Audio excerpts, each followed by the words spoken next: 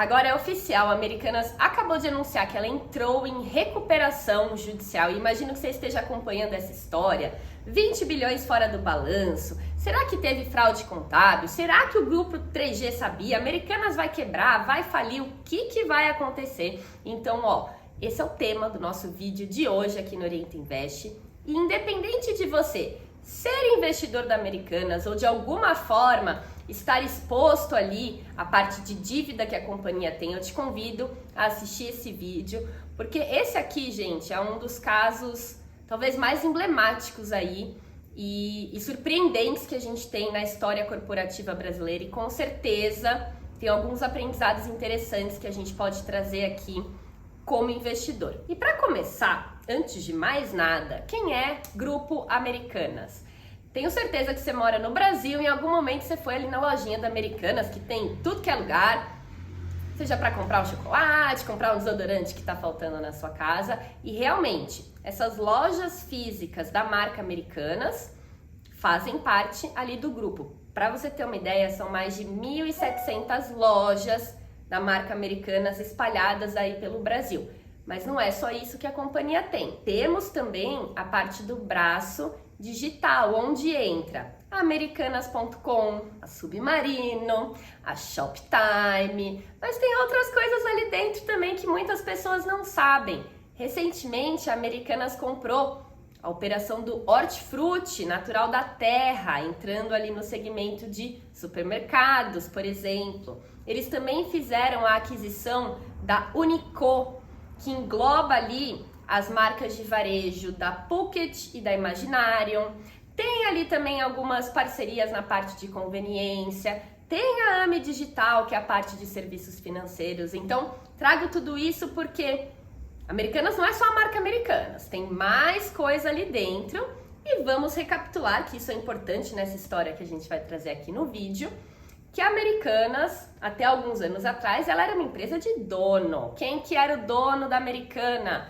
O Grupo 3G. Vou até trazer aqui esse livro, que foi um dos primeiros livros que eu li quando eu comecei a trabalhar no mercado financeiro, Sonho Grande, que conta a história desses três homens que têm aí uma história grande no mundo corporativo, de bons negócios, e que, como eu falei, eles eram donos da Americanas. Atualmente eles não são mais donos, mas eles ainda detêm ali 30% das ações da companhia e podem ser considerados aqui como os acionistas de referência e que de certa forma davam um pouco de credibilidade aí para a história da companhia. E aí o que aconteceu? As Americanas é uma empresa que nos últimos anos juntou as lojas físicas com o braço digital, que até então eram listados como empresas separadas na Bolsa de Valores. Vocês vão lembrar ali da B2W, BTOL13. Então a empresa se juntou.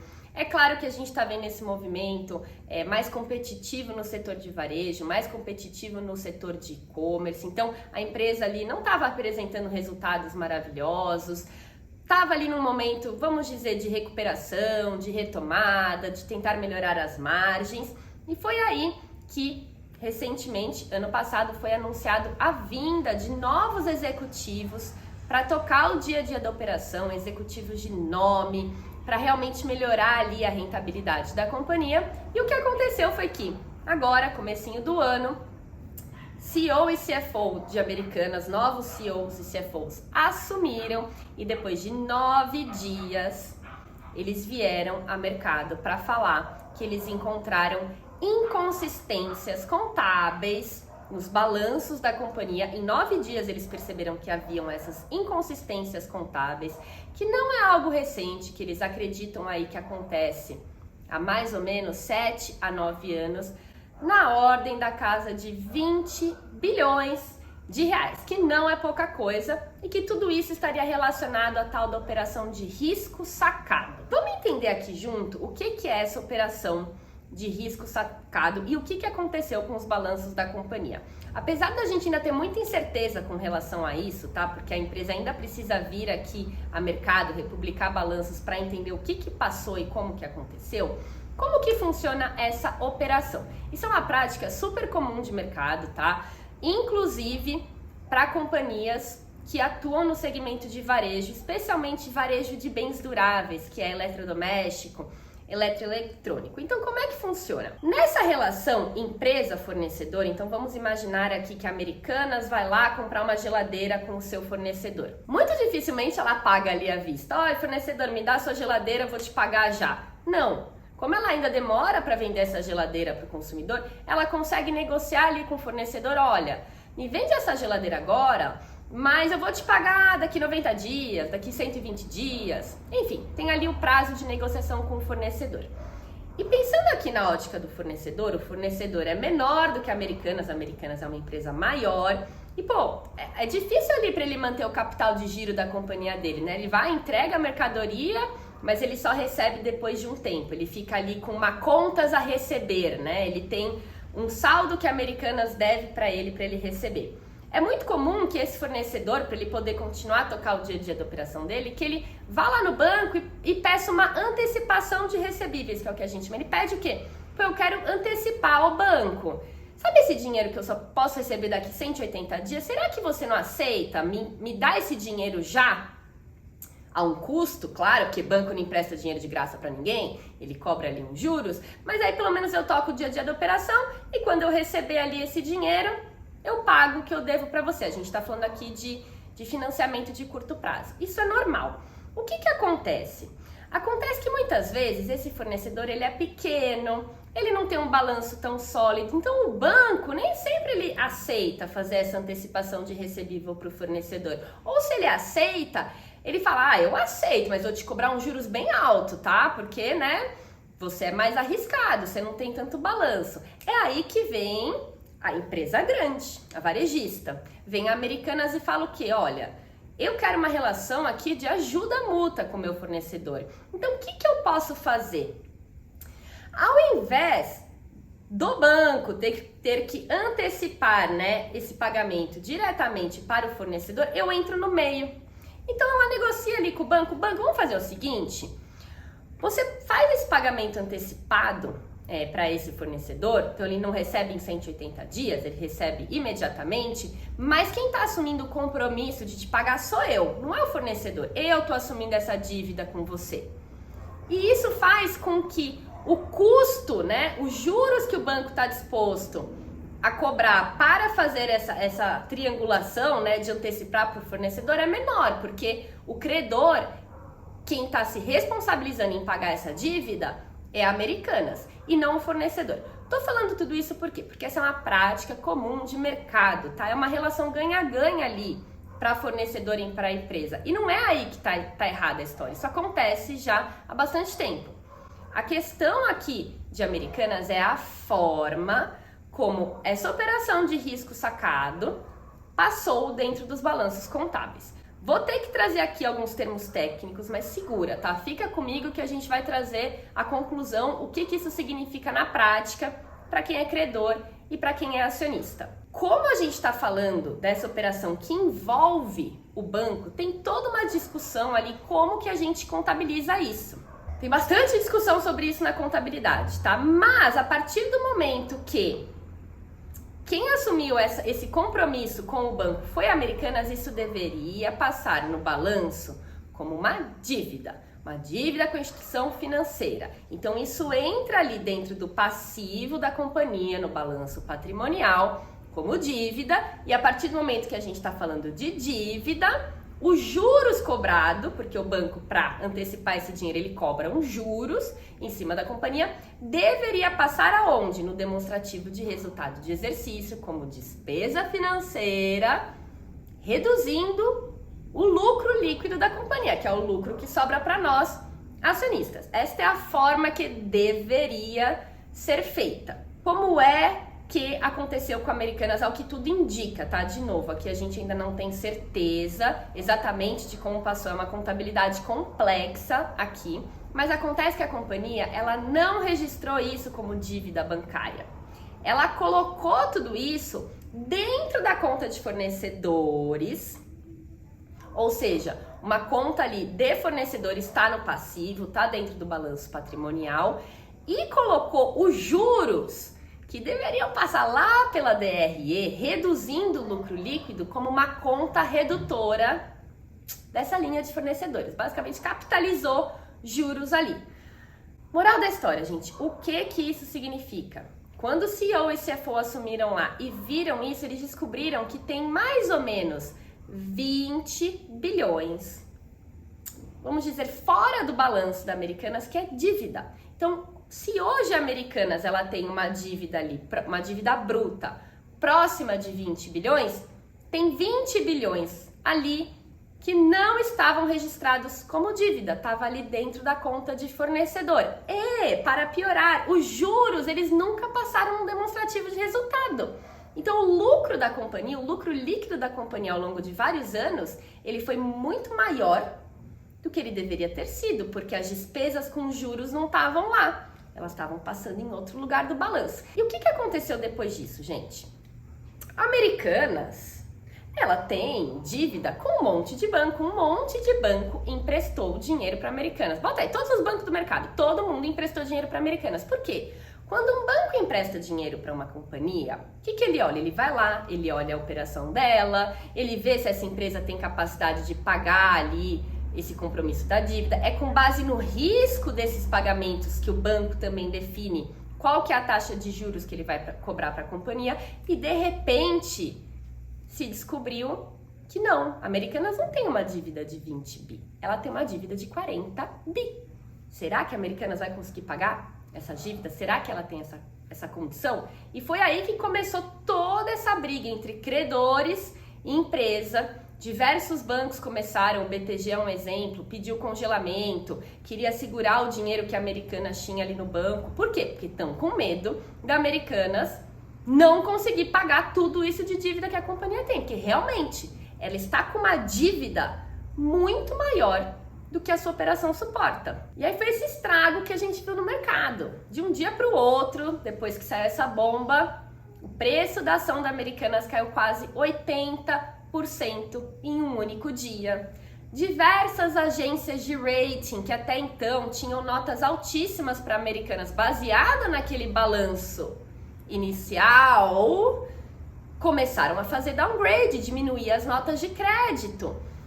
Debêntures que a companhia tem foram marcadas a mercado e perderam valor. Os bondes, títulos de dívida que a companhia tem lá fora também caíram pra caramba. E aí culminou hoje com efetivamente a Americanas vindo ao mercado para dizer que ela está pedindo recuperação judicial. Vamos entender o que é isso. A companhia, ela consegue tocar ali o dia a dia do negócio dela, pagar fornecedor, pagar funcionário, etc. Dia a dia da operação. Mas ela tá com uma dívida muito elevada e ela não consegue cumprir com as obrigações que ela assumiu com os credores. Então, quando uma companhia ela vai e pede recuperação judicial, o que ela pede?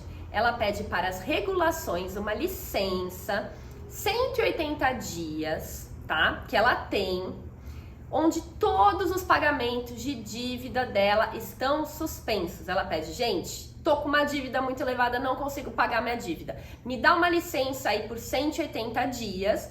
E aí a companhia tem um prazo para vir e apresentar um plano de recuperação. Então a empresa daqui para frente, a Americanas, vai ter que vir com um plano estruturado de como que ela vai fazer para pagar a dívida.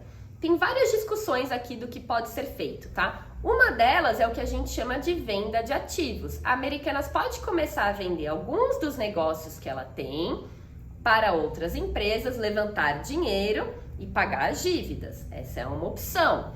Outra opção que ela tem aqui é, eventualmente, fazer mais um aporte de capital da companhia. Então, pegar ali grupo 3G, acionistas de referência, para eles botarem dinheiro na companhia. Vamos botar dinheiro. Essa empresa precisa levantar capital próprio para conseguir pagar a dívida.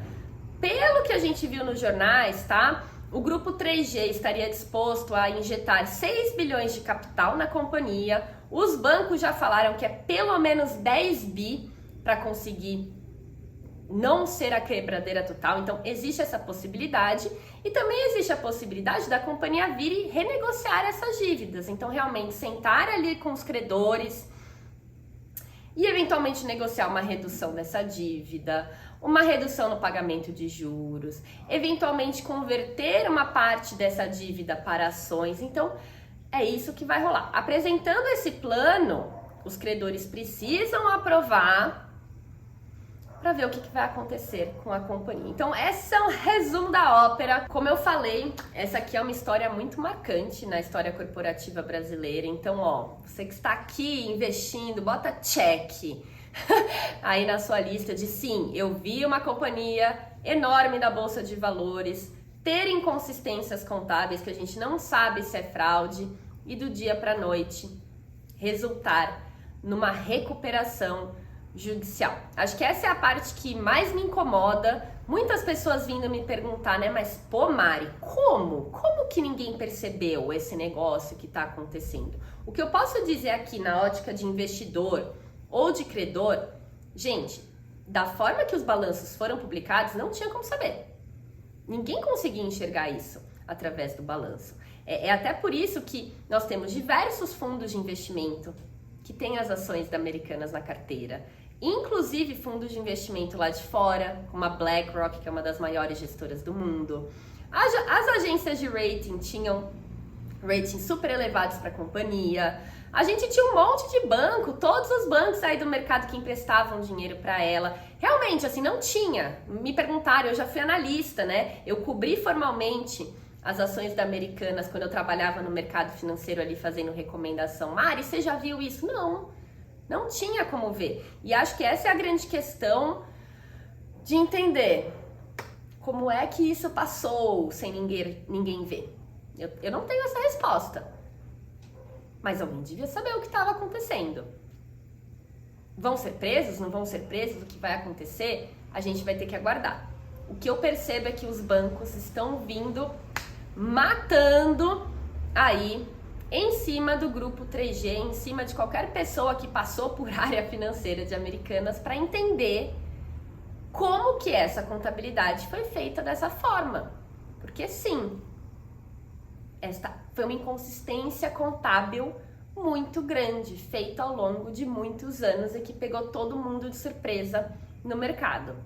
Mas como eu falei, acho que a gente precisa olhar para essa história e tirar alguns aprendizados. É claro que esse aqui é um caso talvez nunca visto, assim, de uma empresa dessa magnitude, com acionistas de referência tão importante, do dia para a noite decretar recuperação judicial. E a gente não pode extrapolar isso e achar que isso vai acontecer com todas as empresas da Bolsa, mas sim, isso reforça um ponto muito importante que é o quê? Bolsa de Valores é arriscado. A partir do momento que você decide colocar o seu dinheiro para se tornar sócia de uma companhia, você está tomando risco. E por que o acionista ele é mais arriscado que o credor? Uma empresa, gente, ela sempre tem duas formas de se financiar, de conseguir dinheiro. Ou ela consegue isso através de dívida, credor, ou ela consegue isso através do capital próprio, do capital dos sócios, do acionista. Como que funciona na prática? O acionista, ele é o último a receber. O acionista é o que fica com o que sobra. Depois que a empresa pagar todas as dívidas, o que sobrou é do acionista. Então, é mais arriscado, sim. A Americanas, primeiro ela vai pagar tudo que ela deve com os credores, vamos ver como é que isso vai desenrolar, e aí o que sobrar é o que fica para a empresa. E sim, gente, pode acontecer da noite para o dia de uma ação cair 80%, 90% e você praticamente zerar a posição que você tinha nela. De novo, não é para extrapolar, não é por causa dessa história que eu vou sair da Bolsa de Valores, mas a gente precisa entender que o dinheirinho ali da bolsa, ele precisa ser o dinheiro que você está disposto a tomar mais risco. Ele não pode ser o dinheiro que você vai usar, por exemplo, para pagar as suas despesas daqui a um ano. Ele não pode ser o seu dinheiro de reserva de emergência. Ele tem que ser o dinheiro realmente que você não vai precisar ali para o curto prazo, para as emergências, para a sua segurança financeira. Então, esse é o primeiro aprendizado. Sim, Bolsa de Valores é arriscado, tá? A gente precisa estar consciente disso. E o aprendizado número 2, que para mim nesse caso ele se torna ainda mais gritante, é a importância da diversificação. Diversificação. Vamos imaginar aqui junto que você tinha as ações da Americanas. Aí, você tem uma carteira de 10 ações, cada papel tem uma representatividade de 10%. Se realmente do dia para noite o valor que você tinha ali alocado em Americanas cair para zero, tá? Que eu estou extrapolando, não caiu para zero ainda, quase zero. O seu portfólio como um todo, se você tivesse diversificado, só teria caído 10%. cair 10% dói, machuca, mas não te quebra a conta. Imagina se seu único investimento da vida, de todo o dinheiro que você juntou, só tá na Americanas. Acabou, você quebrou. Você vai ter que recomeçar do zero. Então esses são 2 grandes aprendizados que é importante com essa história toda. Bolsa de valores é risco.